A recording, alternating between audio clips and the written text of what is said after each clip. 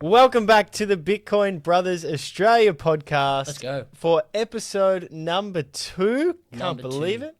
Welcome, Az. Thank you. Number 2, mate. Number 2. We had 2,700 views so far the last 7 days since episode 1. How long has it been up? 7 days. Yeah, week. Yeah. So Jeez, 2,000. thank you so much to everyone who's got involved, who supported. Tell me, wait. In all honesty, how many views did you think you were going to get? Like within reasonably, like what you thought, okay, if it gets to this, I'll be happy.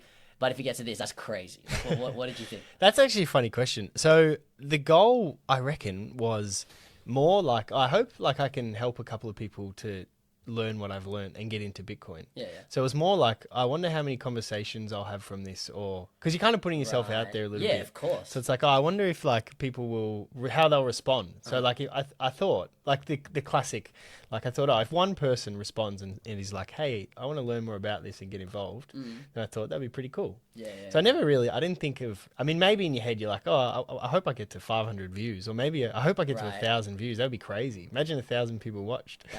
You got 2,700 in the first week. Absolutely crazy. Crazy. It's been such an exciting week in Bitcoin. Thank you so much for joining us. So worries, with me today, we have Aaron Arcilla. Aaron has been a very good friend of mine, probably since I was 2 or 3 years old. When did you move to Melbourne? When I was like 3, maybe. 3? Okay. Something like that. So maybe before primary school. Nice. I did kindy in Brizzy, so then we came down here. So yeah. So maybe since I was 5 or something. That's it, mate. 5 or 6. But Crazy. thank you so much for coming on. So Az has got a bit of a history. He's done some accounting and finance at uni, worked in insurance, and now he is the youth leader, I'm going to say, at Melbourne Church of Christ, and he also leads the northeast region of the churches. Yes, here in Melbourne. Yeah, absolutely. Yeah. But first, I've got to say, yes, we've known each other a very long time, mate. So it's pretty cool. You're one of my groomsmen. You were one of my I was one of groomsmen. your groomsmen. So Crazy. interesting. So first week, Bitcoin Brothers Australia, Jack was actually one of my groomsmen as well. It's like getting all the groomsmen on. Yeah, bro. I'm gonna have to call Pat and Veach for next week. Absolutely. And then maybe get the guy who married you to come. I spoke about him in episode 1, actually. Yeah. You did. I didn't get. I mean, I got it. I got that. Yeah, so that's that cool. that was good. This is fun, man. This is fun. I have no idea about. I mean, know a little bit about Bitcoin, but I see you're passionate about something, and when one of my boys is passionate about something, get behind it. Get behind love it. it. So Love it. glad to help you out. Had a few spare hours, so. No, thank you so much, mate. So it's been a pretty crazy week in Bitcoin. This will be really interesting because so I think you've heard of it, right? Like what have you heard about Bitcoin? Bitcoin, it's the future. It's secure. It's the way to go. And if you don't have it, get it. That's basically what I'm hearing a lot. That's what you're hearing a lot. Absolutely. Where are you hearing that from? I think just a lot of. I mean, I know you watched episode 1, so besides episode 1, I mean, I got Bitcoin. No, I don't have Bitcoin yet. But just on YouTube, find it like Instagram, social media, things like that. People talking more and more about it. Kind of floats here and there. It's not like I feel like it's very niche. I feel like I feel like not heaps of people know a lot about it. I think people know a little bit about it, but not like in depth. You know what I mean? So that's why I kind of hear it. Get this, get that. So crypto and all those kinds of things. So, yeah, that's basically where I'm hearing it from. Yeah, that's a good point because I feel like personally, we're still so early, and I'll probably try and touch on that a bit later. But yeah, it's crazy. Yeah, I feel like a lot of people like maybe have heard about it. Yeah, but that's about it. That's like it. They don't go deeper. They might think it's a scam. They might think it's kind of like it's too good to be true. Yeah. And so they just leave it. One of my groomsmen actually tells me that it's a scam all the time. So we'll get him on. He's talking about You got to convert him. That's gold. But tell us the news, mate. Tell us the news. Yeah, huge week in Bitcoin. So to start off, a bit of Aussie news first. So yes. AMP, do you know AMP? Yep. Yeah. Superannuation. Big Australian superannuation fund. So they declared that they bought this year $27 million worth of Bitcoin. So pretty cool. 27. Yeah, pretty cool. So that's crazy. Because it's kind of like game theory in play almost. What's game theory? So game theory is kind of like this idea that if you thought about it in terms of like countries, so if like the USA start a Bitcoin strategic reserve, which has also been in the news this week, and then Russia are like, oh, hang on, the USA is starting a strategic reserve. We need to get in before they do. And then China are like, oh, hang on, USA and Russia are buying Bitcoin and they're So we gotta get stacking. on the game as well. We need to stack more than they stack. And then Gotcha. you got like the UK who will come in and be like, oh, hang on a second. These three big countries, they're all stacking Bitcoin. We need to stack Bitcoin or we're going to be left behind. Game theory. Okay. Yeah. Game theory in play. So Yeah. you get like AMP, you know, they're investing in Bitcoin. What's happening with Bitcoin right now? It's going up a lot. People are like, oh, wow, AMP, they're investing in Bitcoin. I'm going to, my super's going to be with AMP then. And then the other superannuation funds are going to be like, We oh, got to get in on the game. AMP are making all this money off Bitcoin. We need to have some Bitcoin on our balance sheets. Are there any other big companies or superannuation that are doing it as well? Well, in Australia, they were the first one. That's why it was big news this week. Yeah, so that was like, it was like, hang on, because kind of traditional finance, they're very skeptical of crypto, very skeptical of anything, of anything that's not like traditional, locked in. Yeah, right. So they just took the leap.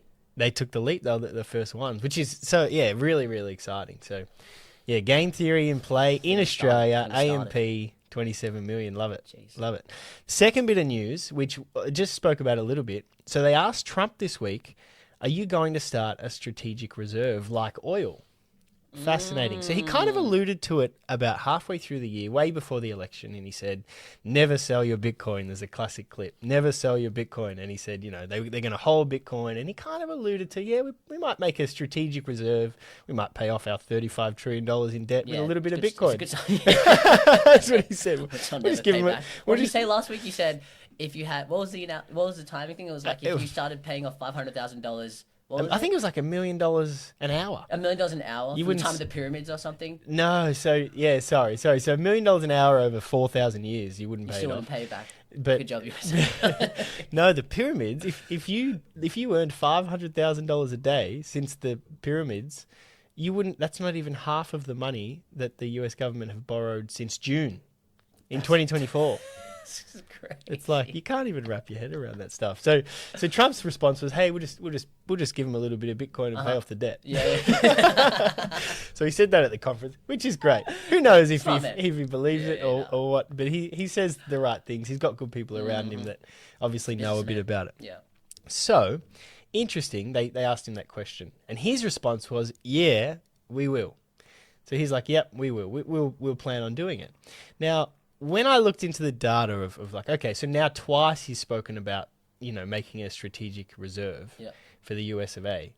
When you look into the money and the data around that, Forbes estimated that adds $15 trillion to the market cap of Bitcoin. So we're going a bit technical to start, a little bit of data, but we love our data. You love data. I love the data. Yeah. So a little bit more nitty gritty this week in terms of some of these concepts and I have to ask questions, but let's look at some projections. So Forbes have said, hey, Trump has just said that, strategic reserve, we're going to have a crack at it. So he's going to try and do it. Mm-hmm. If he's successful, that adds 15 trillion to the market cap. Right. Right now, the current market cap of Bitcoin is 2 trillion, and it's going up at a pretty quick rate. Okay. Yeah.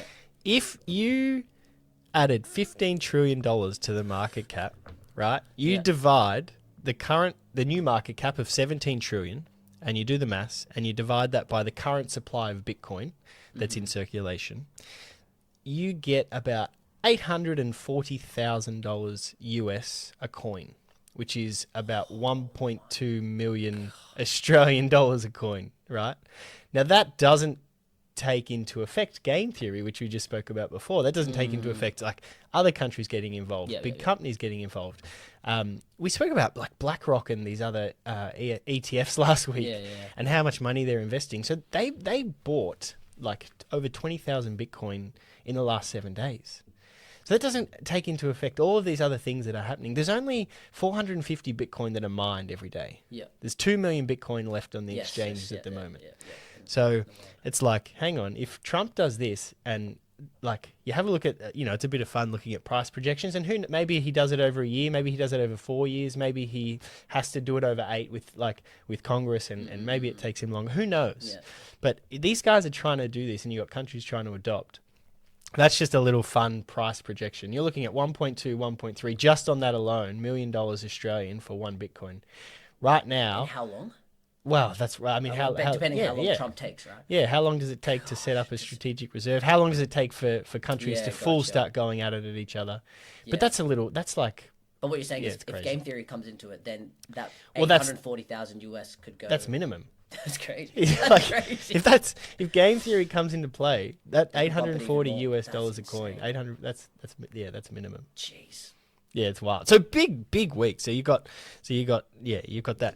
Now, so AMP Australian, you've got the US of A and all their big things. Spoke about in episode 1. Putin was starting to talk about Bitcoin. I do remember. Yes. Really interesting. Yeah, I heard, yeah.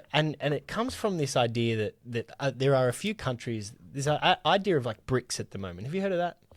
So it's like there's a few countries that kind of want to get away from the US dollar because they don't want the US to be in charge. That kind of idea. They're like, okay, we're sick of the US being in charge. Russia, like, we want to be in charge. And you got other countries like, we want to be, we want to run our own show. We don't be relying on them. So they were talking about Bitcoin. A Russian news media outlet in the last 7 days posted that he has some information that Russia are going to try to start a Bitcoin strategic reserve, right? So again, who knows if this comes into play, but reported in Russia on a news outlet. Don't believe everything you hear on the news. So this is after really Trump, interesting. But that's after Trump had announced his thing? No, this was before. Oh, before? Yeah, this was before. Okay. Yeah, so Trump was only like a day ago when he said that, and yeah, they were a few days before that. Then, in the news this week, Thailand is looking at making Bitcoin legal tender. It's just like bullish and bullish and bullish. So El Salvador do it at the moment. They were the first country. So that was like earlier this year or 2020, 2021, around that time. Yeah. So they made Bitcoin legal tender. And then Central African Republic did the same. Okay. And then Thailand now. So the Prime Minister of Thailand like retired. And then the new prime minister was his son. Love how it works. So the ex prime minister, the father, he said that he was interviewed during the week. He said he's been talking to his son, and he said they're going to trial making Bitcoin a legal tender, which is crazy, right? He said they're going to do a trial in Phuket, see how viable it is, so see how it goes. So. Like, obviously very successful in El Salvador, very successful. What does that look like? So is it kind of like, all right, I want to go buy groceries, or I want to go buy, I don't know, this, whatever, and then you can just go, oh yeah, let me pay with Bitcoin? Yeah. So yeah, that's such a good question. Transfer? Is it PayPal? Like, what are they doing? Yeah, so good. So people use their phones on so you have a look at videos from people in El Salvador doing it. And they'll use their phones on a lightning network or something, and they'll go out at night and they'll go to sport, or they'll go to the pub or whatever, and they'll buy a drink with Bitcoin. And so they'll literally pull out your phone like you're doing. It's like a PayPass thing, but kind of like a PayPass thing. Okay. The bank doesn't get any fees or anything else. It's just like from me to you. Yeah. And peer-to-peer. Yeah. Gotcha. Yeah. And it's gone well in El Salvador. Well, they're smashing it. So have a look at what they've done in the last 4 years. And the president was like, he was laughed at the time, and it was like, but I think they're out of all their debt, and they're smashing it. That's correct. Oh wow. Yeah. So Thailand going to introduce game theory and play. Crazy week. That's crazy cool. week. That's cool. Gets bigger. I don't know if anything tops Trump saying that he's going to do it. That's probably going to be the biggest. All right, go give it. But so Texas before Trump, they might have states racing against the Fed here, which would be crazy as well. So Texas have introduced a bill, so into law, hasn't passed, but the bill now has been drafted, and it has to obviously go through the appropriate political channels. They have a $2.4 trillion economy. They have just put in a bill, for a Texas strategic Bitcoin reserve, right? So you might have states racing other states, racing the Fed. Ohio have just done the same. So they have an $873 billion economy at the moment, and they've just introduced that as well. So they've just done the same. Right. Now, I've said this last week, I'll say it next week, I'll say it the week after that. Just because some rich guys and some rich people and whatever are saying, hey, we're going to, we're buying this thing, this thing's good. I'm not saying do that because of that. But I'll keep saying it, when you look at the scarcity of Bitcoin, when you look at the value, when you look at the properties, what it's made up of, decentralized, peer-to-peer, like we were talking about, when you look at all of these aspects of Bitcoin, and then you have a look at this crazy news that is happening, the way that countries are adopting it, the way that these huge institutions are adopting it, it's like, hey, this is for entertainment purposes only and not financial advice, but probably should buy some Bitcoin. Yeah, it's crazy that you can kind of, it's like a wave, right? It's like a wave that's starting to pick up. And, I mean, Bitcoin's been around, was it 2009? Was it 2009? Yeah, nice. And what are we at now? 15 years later, right? 2024. Yeah. But it's kind of like, it just keeps going, and it's almost like you can see it, and it's like, do you hop on the wave? Yeah, do you jump on? And that's Yeah. the hardest thing. But it's like, oh, but none of my friends have jumped on. Yeah, and that's always what you do, right? Because you trust, you trust friends. It's hard, when you watch an internet guru or you watch some guy that's probably selling a course or something about how to get invested or do this, you kind of get a little bit, okay. But when your friends or people that you trust start getting into it, Yeah. and they're saying, and they know stuff, it's kind of like, okay. But then when you go deeper, I guess that's the big thing, right? It's about education at the end of the day. Yeah, exactly right. If you don't know stuff, then everything looks like a scam to you. Yeah, which is Right. Which is what I thought. I didn't think it was like a scam, but I don't know enough, And then then you hear about the 10 or 15 people that have bad experiences with it, and then they go, yeah, and then you go, oh, okay, yeah, so it's a scam, But then you see, or they relate crypto with Bitcoin and they just add it all in together. right, they clump it, which is a category area, yeah. So exactly. because I think we spoke about the kid even last week as well, like rug pulled like $30,000 US. There's so many examples of people putting their money into crypto and then like getting scammed and but Bitcoin's the goat, right? Of Bitcoin, of crypto. So I don't like Bitcoin. I don't even think of Bitcoin as crypto. I like separate Bitcoin as its own like incredible asset, incredible currency, incredible whatever commodity, whatever it's you the one want to that's call been it. around the longest, right? And so it's been battle tested. It's all the things that could potentially go wrong with it have been kind of patched up. Yeah. Whereas all the other ones, almost not that like Ethereum, all those other ones are like not as good, but they're like almost like toy versions, or maybe like they're still like it's still like the beta stages. They don't have that kind of rigorous security and things. Yeah. That was one of my things that we'll get to talking about it. That I was always like, it seems very not secure, and that kind of stuff. But yeah, it's like a wave. So that's why I'm saying, like, get no financial advice. But if you see this wave coming, and you're like, I can get to short on this wave easily. Yeah. Do you ride it, or do you, just I'll paddle myself, kind of thing. So yeah, and then what are the consequences of gonna like? So if you do jump on the wave, what does your life look like? And if you don't jump on the wave, what does your life look like? Yeah. So it's interesting because people are like, oh, it doesn't really affect me, but it probably will. Well, money affects everyone. That's right. Or they say like, oh, I don't have enough to like, oh, this is great. Like, it's interesting. There's lots of news, but I don't have it. There's no point in me doing anything but I'm like, if you like have a look at the way that like, just try and get to 0.1 Bitcoin. Like, that's what I'm trying to do. You get to 0.1 Bitcoin. Like, start there. Yeah. Like, you don't have to own a whole Bitcoin, right? No, that's right. And I think that's the thing about it is it seems like you have to have, people don't think about it as, all right, like our money, like actual fiat money, right? It's like you have $20, you can break that down into $21 coins, or you can break it down, right? And Bitcoin does the same thing. Yeah. And so I think people think, oh man, Bitcoin, because when I heard about it, like, Bitcoin's what is it, 150,000? How much is it now? Oh, well, we're over 170, man. 170,000.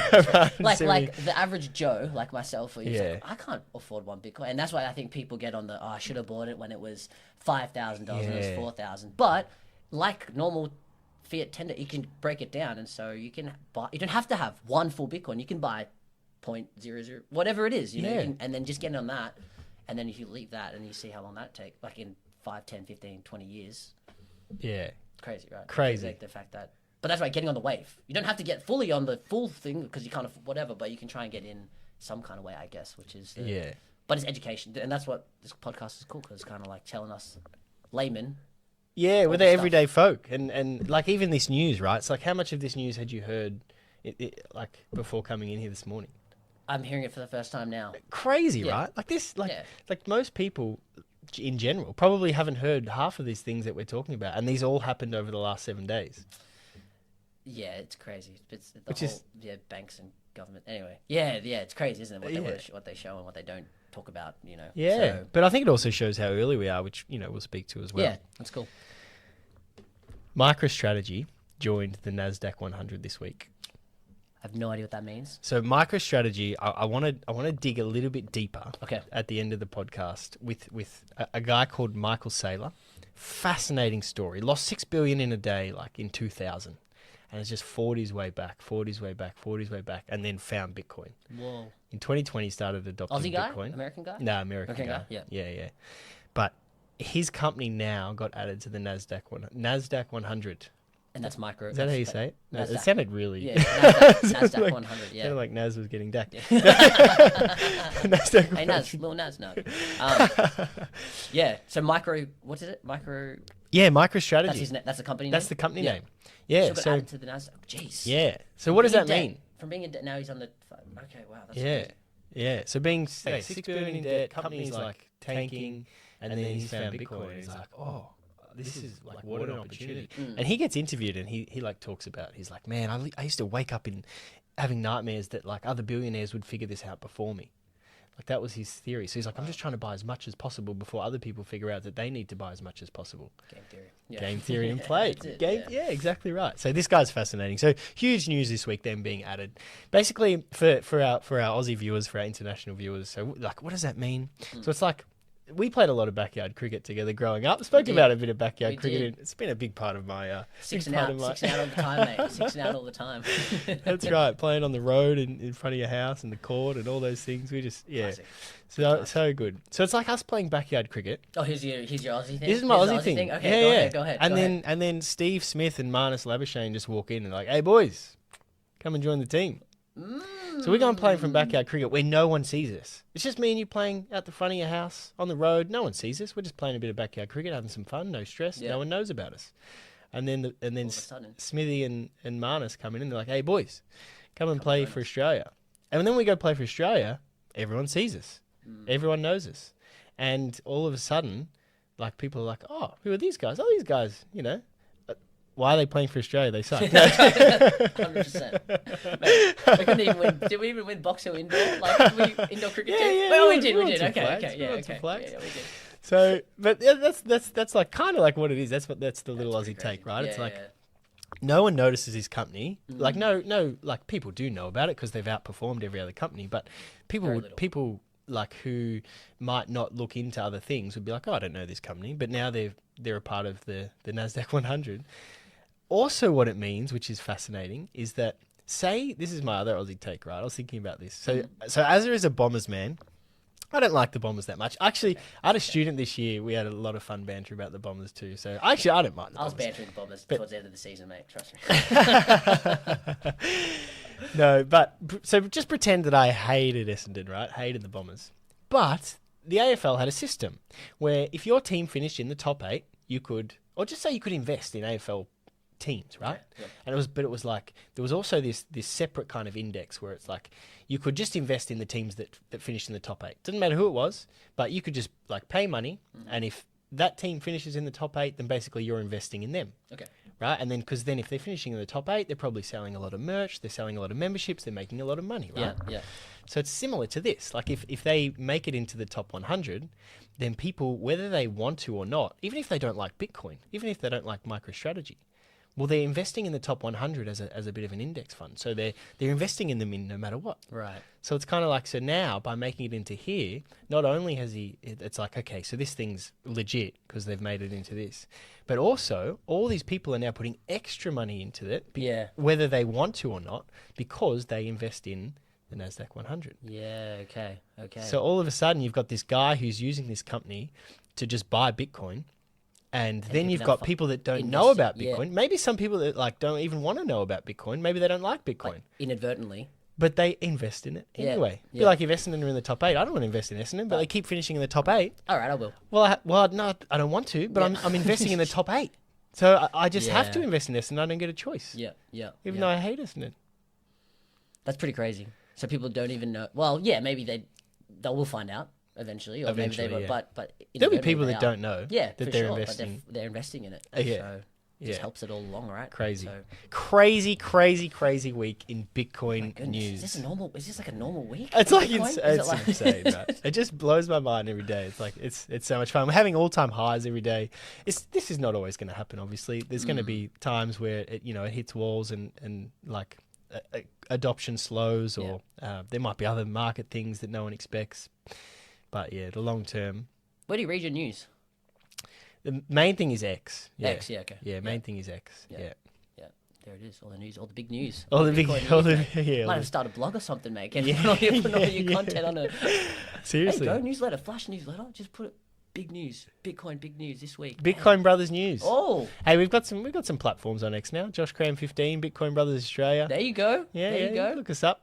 And you might on Spotify. We'll try and get it on Spotify. We'll see. If we get some views this week, we might try and get us onto Spotify. So that's the news. I want to know a little bit more about you. So obviously, you know, we spoke a bit earlier. You've heard about Bitcoin. What's kind of, I guess, to start off, what's your journey with money, finances? Who are your influences? Yeah. Money and finances. That definitely attribute all my kind of learning and like my disciplines with it to my mum and dad for sure. Mum and dad, very, very good. In my opinion, very good with their money. Very, very good with their money. So they came from the Philippines, and so moved to Brisbane, and kind of moved here. Didn't have much, but you know, just kind of they weren't poor or anything, but they just worked their way up and you know, saved money and were really disciplined with their money, and so they kind of instilled that in my sister and I. And I was thinking about this too, like learning to save. Is your sister good with money? My sister? Yeah. She is good. Is she? Good. That's a big hesitation. She's pretty good. I'll let her defend how she spends her money. Love her a lot. If she's watching, that was a huge hesitation. Yeah, she's actually she'd have to go overseas, so she probably won't with money that she's worked hard for and earned. So nice. It's good. Okay, cool. But I was thinking about, do you remember back in like primary school days? Do you remember the Dolomite? Yeah, the Dolomite yeah, thing. the Combank. The Combank Dolomite. Yeah, the Combank we Dolomite. Yeah, and so that kind of thing was like, you know, it was like a little week. It was like weekly, right? And you put your money in. Yeah. You know, whatever it is, and then you know, your parents write down how much it is, and you give it to your teacher. Yeah. And then the teacher, whatever, they get the money saved or whatever. Then you get it back, and then you. So that stuff was, my parents were really good. They said, like, okay, you know, put money in there, and they would help me every week, and they'd even incentivize me sometimes. They said, whatever you put in, so from your pocket, whatever, we'll double it. Nice. Did that help? $2. Yeah. Well, I guess I kind of learned the very basic principles of you invest, right? Because if I put $2 in, the mum would put extra $2 in, so $4 that time, right? So that kind of thing of like, oh yeah, you work hard, you save, and then, you know, that kind of thing. So, but ever since then, yeah, it's basically how I've tried to live my life. Just try and, my dad's an accountant. He taught me how to budget. He taught me how to allocate finances, how to fix, you know, your fixed expenses for the month, your variable expenses, how to adjust those things so that you can still have, you know, enjoy doing things that you want, but then also you save, make sure that your expenses, everything that you need to hit every month is fine. So yeah, so I just learned how to do that, and that's pretty much what I still do to this day. So that's basically like my journey with money. So you always feel like you don't have enough, like with the rising prices, and with inflation and things like that. Such a good point. But I mean, God, being Christian, you know, I trust God's always providing. He's always good, and I'm very grateful. So yeah. So anyway, so that's where I'm at with yeah, that's awesome. So. That leads me to I've had a few people during the week. Oh, how much Bitcoin do you have? The answer's always the same. You know, when you get on this, you're like, oh, well, how much Bitcoin do you have? I'm like, how much money do you have in your bank? Exactly. I don't say that. I actually just tell them never enough. Yeah. Now, how much Bitcoin do you have? Not enough. That's not enough. There's a couple of YouTube videos that I watched before this. That's what they said too. It's like, how much did you get? As much as you can. Yeah. So not enough. No, that's really interesting. That's cool. Did you feel like were you ever spoiled as a kid? Like, did you ever feel like? No. I don't think I was ever spoiled. Like, if it was things that I wanted, like sometimes my parents would buy those things or they'd help me out with it. But generally, it was. Yeah, you knew that you had to save, and if you saved, you could get the things that you wanted if you saved up for it. Yeah, that's right. Yeah, you get it, and then, you know, of course, at Christmas, birthdays, those kinds of things were good. But things that generally I might want, it's not, you know, on the necessity list or something special, like a special occasion, I'd have to buy it, you know. So Nice. So when I got my first job as a tennis coach, like, just, you know, I was pay for my phone, pay for my, you know, my outings and things like that, and so I had to really learn how to make that money go a long way. You know it's so true. But yeah, that's fascinating you say that. So because that one of my earliest memories too, I was doing the Great Victorian Bike Ride, like, with money. This is the first time it clicked for me, and this guy spent like $5 on this big packet of lollies. Right, which back then $5 was worth a lot more than it is now. Yeah, that's right. No, less than. But because I remember, I don't know why it stood out to me. It's really funny, but I remember he said that he makes $15 an hour, and I remember thinking, I was like, oh, you just like wasted a third of your whole hour on lollies. 20 minutes, whatever it is. All right. Yeah. You just literally worked 20 minutes just for this packet of lollies. So it's funny. It's funny how you connect those things, and it sounds like the way that you were raised, you were able to work. Like, oh yeah, if I work here, tennis coach, got to save up. Oh, okay, like I see money. Yeah, interesting. The time and money thing is a fascinating like connection, right? That's what we basically do. But I feel like a lot of people don't make that connection until a lot later than we should. Yeah, maybe. Absolutely. I think that's true for sure. Because I mean, I think that's all we know. You know, you get paid for your time. You know, that's what you do. Yeah. But what if there was a way to have money and then use less time? Because I mean, at the end of the day, people time and money. People think that. I think people know that. Like money comes and goes. Like it's money. You know, but time is something that you can't ever. Yeah, get that's back, right. And so that's why we love Bitcoin. Money? Yeah, well, we want it to give us more time. More time to do the things we love. Yeah, that's right. Spend time with family, help people out, do those kinds of things. And if there's a way to finesse that, that's I think that's what we should try and do if you have the luxury to be able to do it. So yeah. When did you first hear about Bitcoin? Okay, I don't know. I think just from people here and there, you know, social media, YouTube, people like that. But then similar was what you said last week was the Hamish and Andy thing. Yeah, they talking about Jack and him losing the password and laughing about it, but then them talking like every time it would come up every few months in the podcast or in the like, oh, Bitcoin's worth this much now, and then Bitcoin's worth this much now. Bitcoin's worth it's like, wait, Jack couldn't figure out the password, man, or the key, you know. So heard about it through that, and I guess more crypto was. So I guess I would in my mind I lumped crypto and Bitcoin together. So I guess that's how I would hear about it, like kind of crypto, and then make me think about Bitcoin because it's just association, but not necessarily specifically Bitcoin. So, but it's on the rise for sure. Yeah, nice. What do you think about? So obviously, like coming on today, you've heard last week, you've seen a few other things. We've just gone through some Bitcoin news that you didn't know. Yep. This is kind of off the cuff live here. So with you, like, what's your thoughts on Bitcoin now after hearing all that and understanding that? I think. Should have got in early, like the classic, right? Should have got in early. Do you know what they say though? It's never too late. No, well, it's never too late for sure. But the best time to buy Bitcoin was yesterday. The next best time is today. Yeah, that's right. Right. Yeah, it's true. But yeah, I think honestly, I did a little bit of coming on here. I literally know. Not like very little, you know. So I said I'm a Bitcoin pleb, mate. I feel like I know nothing. If you're a pleb, then I don't know that, bro. We're all learning here together. We're trying to learn and grow together. Yeah, but I think just like seeing the connections between people talking about fiat money and then tangible money and then Bitcoin and how just. It's so because I think one of the things I had was it's not secure. I think I talked about that earlier. Yeah, it's not a secure thing, and I've heard people that lost money in crypto and the non-regulation element that freaks people out. I think there's no regulation. So at least with banks, if they lose your money, then they have to technically, if they can, pay you back, right? They take that's it's all regulated and stuff, and so it's a bit scary to think about. Crypto or Bitcoin, no, it's not. It's deregulated. Like anyone can just do what they want, and if someone comes in and hacks the system, which is almost impossible, then it's then what's going to happen to all your Bitcoin and all your money? And but I think seeing and just learning, just the basic things that I've learned that it is it's like super secure. The way that they've set it up, the way that it's been completely, I guess, just set up that it's basically impossible. Almost to with all the blockchains and you'd have to. I heard some analogy where it was you have to hack all of the systems in the world at the same time for to have the enough power to just even begin to hack it to get in so it's basically possible it's basically impossible. So it's more secure than anything else. That's the great and I think that's a myth but that's a great myth buster which is going to be one of our favorite segments. Segment. No, but that's a great one. That's a really good one. So and I had some family members that that had some crypto and had been on the unfortunate end of someone just said, oh, sorry, like they're holding it in a wallet and then, oh, sorry, bye. Yeah.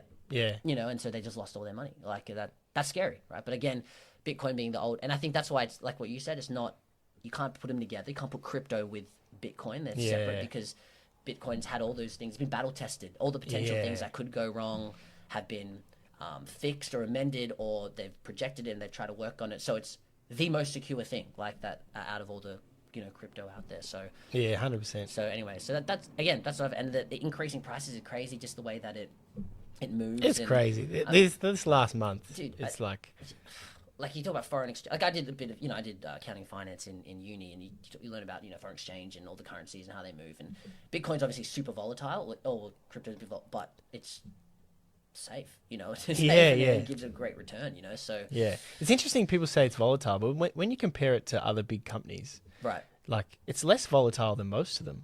And when you just look at it like a cycle, it's like not only is it less volatile than most of them, but it just goes up. Like if you look at every 4-year cycle, right? Like look at a graph every 4 years of Bitcoin. I mean, its percentage increase is crazy. Right. Yeah. It just keeps going up. Yeah. It keeps going up. Yeah. And it might dip in between the cycles, but that's why we said earlier. Just look at it in 4 years. Some guy that I was watching was saying that it's actually like holding is you make just as much money holding than you do like buying, selling or something like that. Is that true? Yeah. Like in the long run? I would say. That's crazy. Because if you sell Bitcoin, imagine you sold Bitcoin like thinking, oh, it's going to dip. Like imagine you sold, like but it doesn't. I've spoken about this story. Well, Yeah. it does. Sure. Like throughout its history, overall. of course it does. Yeah. There'll be things that happen which it might dip for a bit and then it'll go back up. But Yeah. I was telling a story when people ask if you're late to Bitcoin, and this maybe we can introduce a bit of a Mythbusters here. Okay. A Mythbusters. Do it. So we want to have a Mythbusters segment on the Bitcoin Brothers Australia. It's nice. So the Mythbusters. So there's the myth that we busted last week was that you're too late for Bitcoin. So and I told this story about I had a friend in Adelaide, and he said, "I'm too late. Like I should have bought it ages ago. I'm too late. I'm not going to buy now." The Australian dollars price at that time, which was 6 weeks ago, was 103,000 Australian dollars per Bitcoin. So 6 weeks later, the price is 170,000 per Bitcoin. Now, if he could go back to that time where he's saying, I'm too late, what do you reckon he would say? He's too late. In hindsight, Yeah. he'd go back there and be like, oh, wow, like I know this thing's going up $70,000 in a month. Oh, right. So, yeah. If he was back then, I'm not too late. Yeah. Absolutely. Yeah, and I feel like that will keep happening. So we try to bust that myth. To continue to bust that myth even further, I feel like we're very early for Bitcoin. And we spoke about this a little bit already today. But I feel like, if you went into and ask your friends, hey, like, what is Bitcoin? Maybe they'll tell you, maybe they won't. Like, how much is the price of Bitcoin? No way that they'll probably know the price of Bitcoin. Like 99% of people. Have to Google it. Yeah, they wouldn't know. I don't think they would know. So it's like, okay, we're actually pretty early. Institutional adoption, it's only been a year of the big companies buying this thing. Like BlackRock have only been buying for a year. They already own more than gold. I spoke about that last week. They're buying these institutions, they're buying over 20,000 Bitcoin a week, only 450 Bitcoin a mine per day. This thing has a long way to go, right? So people, I just feel like that's a good myth to bust. Yeah. It's like, hey, like love learning about Bitcoin, really interesting, but I'm too late, so oh well. It's like, no. Have a look at this. Have a look at our news segment today. Like, we're early.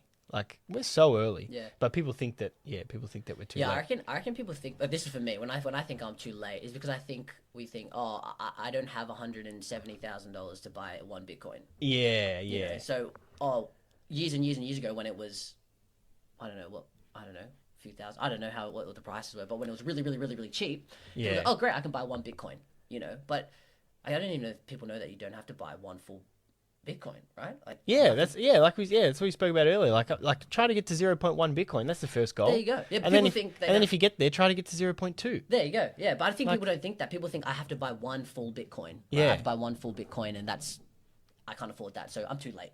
So, but it's not about that. You can buy 0.01 Bitcoin and then just work your way up. 100%. So I feel like that myth is busted. Yeah, busted. Let's get on to Mythbuster number 2. Okay, tell me what it is. All right, Mythbuster number 2. You ready for this? Yep. So this comes in. So we spoke about the groomsmen at the start of the podcast. Mm-hmm. So Jack last week, and then we joked about getting some of the Pat and Veach. We'll get them on in the next 2 weeks, right? So Pat helped me move house a couple of months ago, 3 months ago maybe. Bitcoin was 90,000 Australian dollars when he helped me move house. Mm-hmm. And I said to him, hey man, thanks so much for helping me move. Buy some Bitcoin. Like, that's just like Josh's trying to help him out. Now. Trying to help him out. Hey, here's a favor for helping me. I've been studying this thing, look into it. And he said to me, it's a Ponzi scheme. Right. It's a Ponzi. It's a bubble. The bubble's going to burst and you're going to lose all your money. It's all going to go to zero. That's what he said to me. It's a Ponzi scheme. So I want to explore that myth today. Bitcoin, is it a Ponzi scheme? Good, I like that. That's a nice little hook right there. Yeah. Actually, you should clip that. You clip that on your social, bro. It's like, is it a Ponzi scheme? Yeah. Nice. Okay, dig in, bro. Do you know what a Ponzi scheme is? Yeah, familiar with the scam. A potential scam. Yeah. So basically, it's like when someone guarantees returns for investors, and then but the early investors they're in, but then the scammer, the guy at the top, the guy in charge, takes money from the later investors and just uses that money from the later investors to pay the earlier investors and say, oh yeah, you got a return, but it's not really any return, right? It's just 100%. Yeah. It's actually taking money from the people that come in late and just give it to the people who come in first and say, yeah, here's your return. Here it and is. then, Right. And there's like a top dog in charge. yeah, so there's a guy. They'll take the biggest cut. That's right. Yeah. That's right. Put the money in the pocket. Yeah, right. So I won't name him again, but one of the big parts of banter that I've got is that, hey, you're promoting or you're investing in a Ponzi scheme. Right. And so it was interesting because when you put it like that, so Bitcoin's decentralized, so there is no top dog.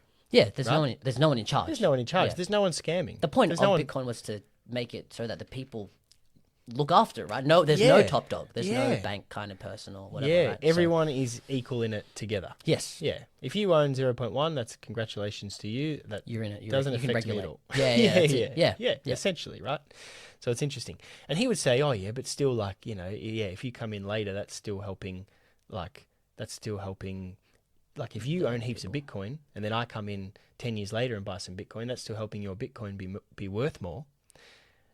So it's interesting, right? And I'd say, well, that's called supply and demand. That's business, right? Yeah.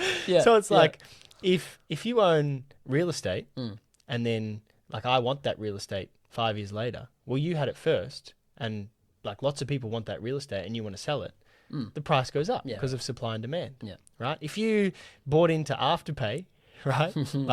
like I don't know, 10 years ago, 15 years ago, and you were one of the early investors, well, you're making way more money than the people that are investing in it now because you got in at a really good time early. Absolutely. There's no Ponzi scheme where you like it's the top down and someone else is making money because then you're buying it and you get money from them. Yeah. And then they sell it to someone else and then like, a pyramid or a Ponzi or any of those things. Yeah. It just doesn't happen with Bitcoin. I saw a good one, Uber, right? Like early investors in Uber. Geniuses. Like stacks of money, right? Geniuses. Yeah, like really, really big money. Now, if you were to go and invest in Uber, is Uber a Ponzi scheme? Definitely not. That's not right. Yeah. It's like a business model, business, supply and demand. Business, yeah. Same with gold. Like you could use the example for anything.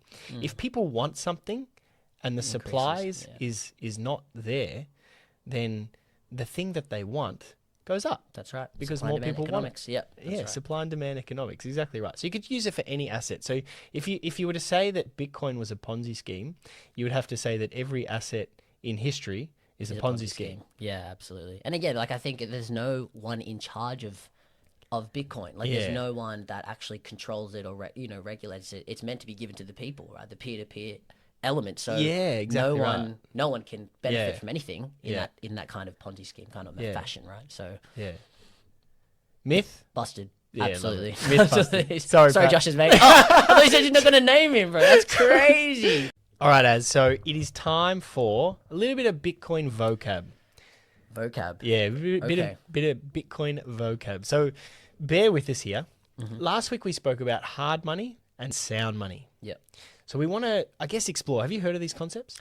Yeah, a little bit. Hard money backed by something. Yeah, nice. Yeah, so hard money backed by something. So we used to have hard money. Gold. Yeah, nice. So hard money, it was gold. So you couldn't just print money and devalue everyone else's money because it was backed by gold. You had to have the gold there. We don't have the gold there anymore. People just print money and devalue your money, right? Yeah. Yeah, we'll probably it'll be mentioned probably every week. Like your purchasing power will just continue to go down because governments around the world just continue to print money. So that's hard money. Sound money is reliable. It's money that doesn't get devalued over time, right? The dream. Yeah, it doesn't get devalued over time. Now we don't have that anymore, which is why Bitcoin is so interesting. Yes. So there's a story that a lot of people might have read and that a lot of people who are Bitcoiners definitely would have read. So I wouldn't have read it. That's why we have this thing. Tell, enlighten all of us. So people used to think that seashells was hard money, right? What? Seashells. Seashells was By hard the money. seashore, seashells. So it'd be like, hey, you're creating or making a jumper for me. Okay. Right. So you're making a jumper. I want that jumper because I'm cold. I'm going to give you 2 seashells for the jumper that you've spent 5 hours making. Right. Right. And you're like, yeah, okay, cool. Seashells. Like you've decided that the seashells are worth Value. Yeah. Yeah, that's the value. So that's. I mean, essentially, that's what money is, right? Yeah, sure. Yeah, money currency, is currency. Yeah, it's like it's what that we decide that something's worth, and then we use it as a medium of exchange, and then I take your jumper and I give you my seashells. Yeah. Now seashells, at this stage, were hard to find, right? So it was like, okay, this is working. No stress. Good hard money. It's fair. People, there's no inflation. This is working well. Yeah. But then what happened is people from overseas figured out that these seashells were easy as to get in their part of wherever they were living. And they would bring a stack of seashells over, right? And they would come to you. And then all of a sudden, they've got hundreds of seashells. They're rich. They're rich. Right? And then the more people that do that, what happens to this poor economy? It breaks it. Yeah, so these people that have worked all these hours and saved up all these seashells, what happened to them? Just, it's useless. Useless. Means nothing. Right? So basically they're printing seashells. Yes, basically. Yes. They're printing seashells. Wait, is this a real story? This is real. Where was the original country? Where was the original place? Okay, so... Australia. The Gold Coast. Actually, no, that'd make them rich. So, they used to use it in like Africa, in Asia, even like some of the Americas, Pacific Islands, things like that. Okay. They would use seashells as currency. Yeah. And then, the trade routes opened up. People could come on boats from all parts of the world. So all over water. Yeah, where they got the seashells really easily. And then all of a sudden you got these poor guys working hard and saving, and then people are just printing seashells. Could you imagine being the first person who realized, hold on, isn't that the stuff that they're all using to pay for stuff? Is this the same thing? And then just being like, oh, let's just try it. And then just grab a whole bag and then just, it'll be 2 seashells. Okay, just seriously. Thank you. I was like, why am I rich? That'd be insane. But yeah, those poor guys. Yeah, no, that is insane. It is insane. So that's a bit of an example of hard money and then sound money. And the amazing thing about Bitcoin is it's both. It's both. It's hard money, it's sound money. Yeah. It's backed by incredible power. It's backed by incredible computer technology, digital technology. And you can't print more. That you can never make more of. Yeah, 21 mil, right? So sound. Yeah, exactly right. Yeah, it can never be inflated. It can never be devalued. It's coded into its origin that can never be changed. Yeah. Incredible. So hard money and sound money. So what would you want to save in? Would you want to save in something that can just be like seashells? We'll just print seashells. We'll just print money and your savings just go down and down and down. Or would you want to save in Bitcoin? Yep. Bitcoin Interesting questions. I mean, you guys do whatever you want. It's not this is for entertainment purposes only. Exactly. So good. Thank you so much for coming on today. We've had heaps of fun. Yeah, man, that was good. That was good fun. I'm learning a lot. It's good fun. I'm learning so much. I feel like even people's journeys, how they kind of know about Bitcoin, come to Bitcoin, and then all these concepts. I feel like they're hard to grasp and understand, but the more you kind of look into them, the more you look into some analogies. Hopefully we've given a few Aussie metaphors today that can help you to relate as well. It's good. And it's good I think it's good that it's still about it's education, right? It's just want people to understand things and not that you can be an expert overnight, but if you just kind of learn a little bit and unfortunately money's a great thing in the sense that it has a lot of great value, right? You can use it, so we've got to make sure we try and find a good way to put it, and then make sure you can use it for the right things, and all of that. So I think it's good you're trying to educate people, mate, as you get educated yourself. Yeah, I'm still trying to educate myself still at the same time. So it's good, bro. That's so good. Thank you so much for coming on, mate. No worries, man. Good stuff, mate. Good stuff. Bitcoin Brothers Australia, episode 2. Thanks for joining us. Hopefully we'll be back for episode 3. Absolutely, you'll be back. We'll see you guys then. Nice.